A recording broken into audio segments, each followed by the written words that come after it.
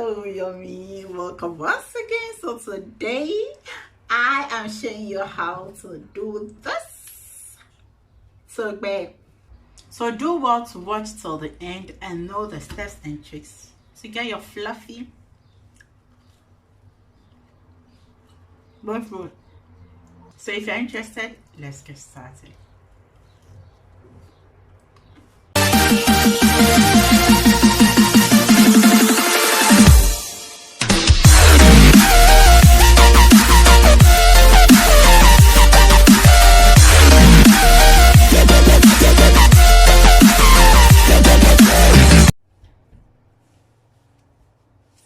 Welcome yummy once again, and today we are doing BOFLOT, dry BOFLOT without milk, but featuring but with powdered milk.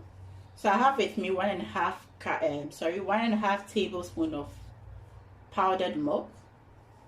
Then I have my vanilla sugar, then my yeast together with my sugar, which is 1/3 cup of sugar, then 2 cup of all-purpose flour or strong flour, anything.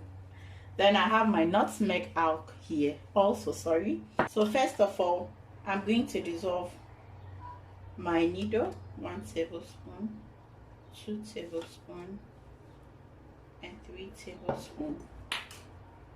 So you have to make sure your water you are using is warm.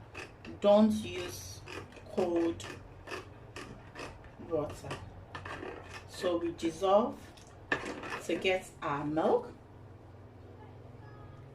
Then we are going to set it aside and then bring our flour. So the next thing we are going to do is to add our yeast.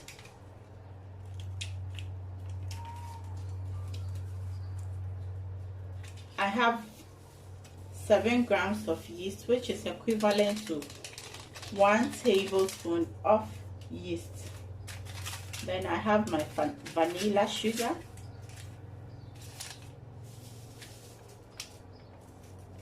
Then I'm going to add a little bit of, I'll say ½ teaspoon of nutmeg. So I bring everything.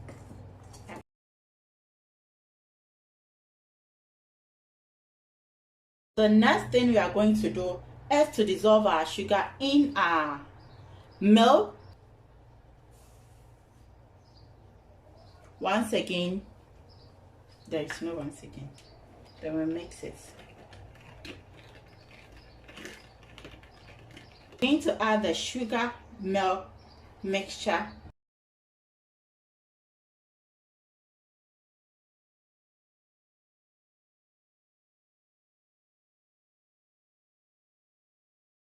Then with a clean hand, I'm going to mix everything with my hand.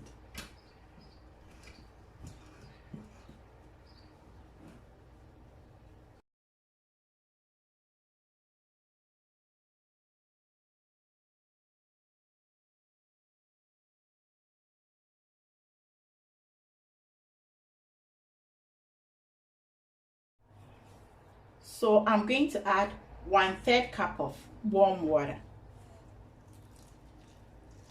The water shouldn't be too hot and too cold.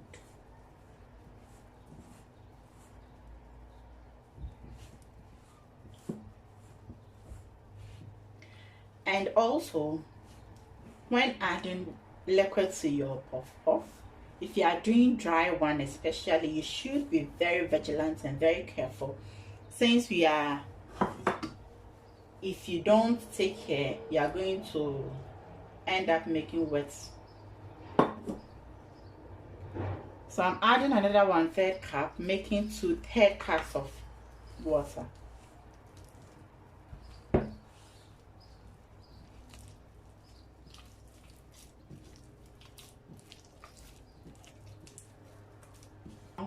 So now it's time for kneading. As usual, you sprinkle a little bit of flour on top of your surface, your working surface, and then transfer your dough onto it.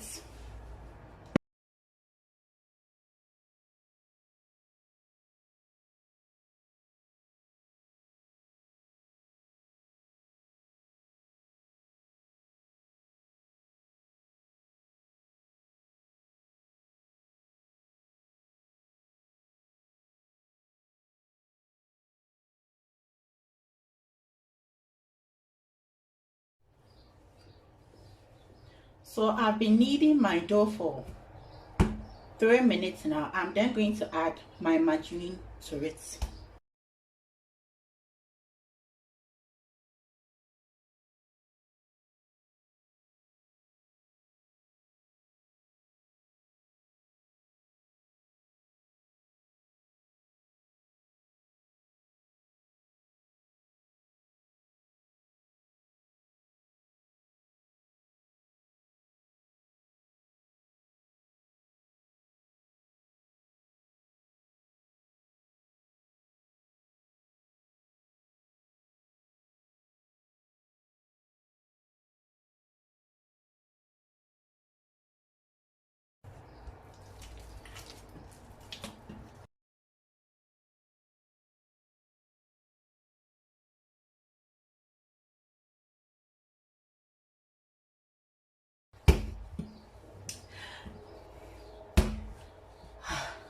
So you know, in the beginning of the video I asked you to please watch till the end because I'll be sharing with you some tips.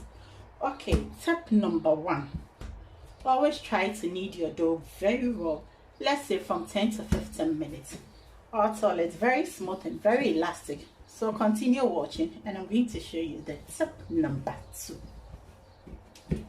Tip number 2, when you finish kneading your dough or when you are tired of kneading, to know that your dough is ready to ferment for let's say 1 or 2 hours, always put your hand into the dough like this, and if it bounces back, then your dough is ready. But if it doesn't bounce back, then you need to knead more. So with my, it's still drenched inside, so I'm going to knead for additional 2 minutes.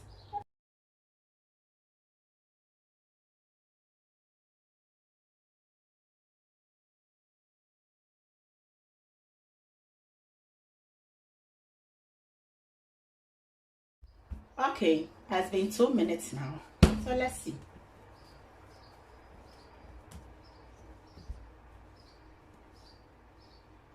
Good to go. I'm going to scrape it, and then so the tip number 3 I'll give you is to always cover your dough with cling rubber. This, when you cover your dough with this rubber, I like it and I'm giving you my tips, you know. It helps in attracting heat inside, which helps the dough to rise very quickly, you understand. And my 4th tip I'll give you, especially those of us living in abroad, it's not always that the sun comes out. When you are doing this in the summer season, okay, you can put it outside for it to rise, or you can put it on your counter for it to rise. However, when it's not summertime and it's very cold, I would advise you put it inside your washing machine and then cover it with a lot of cloth.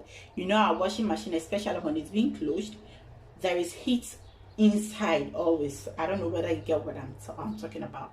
So that's what I do, and that's the tip I'm sharing with you. So I always put mine in the washing machine, and it helps, you know, the dough to rise very quickly.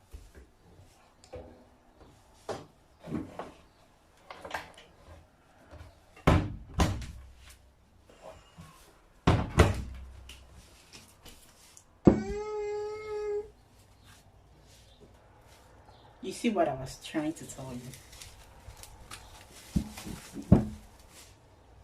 So it's been 1 hour now, and you see what I was telling you, my tip.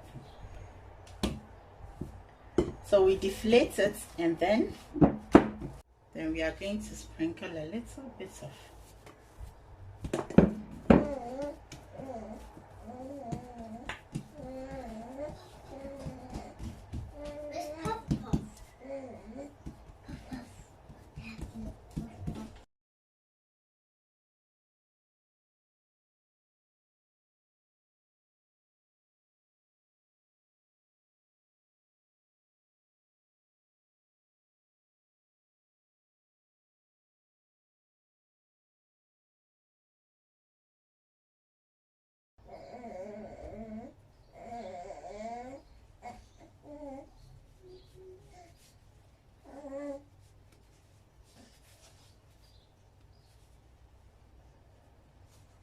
So I'm done now, and I believe it's all equal.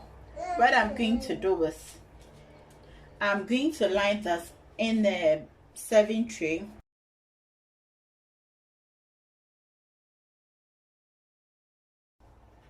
So you know, in Africa, those who sells it, when they are done, they'll just make some marks.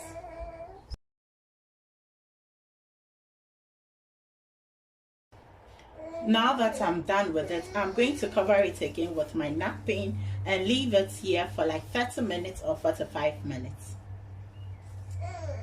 It's been 30 minutes now, and let's see what we've got here.